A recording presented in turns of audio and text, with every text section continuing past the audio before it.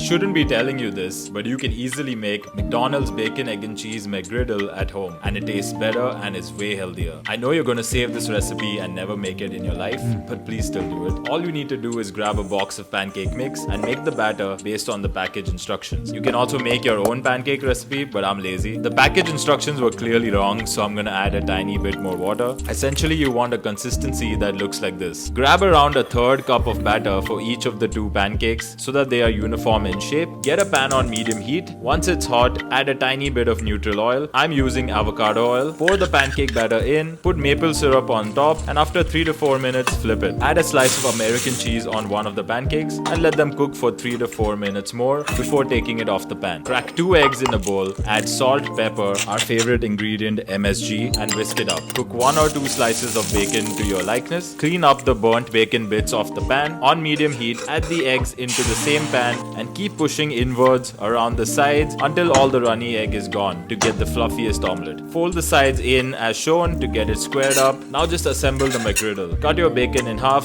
get the pancake with cheese, add the bacon, omelette, and the top pancake, and you're done.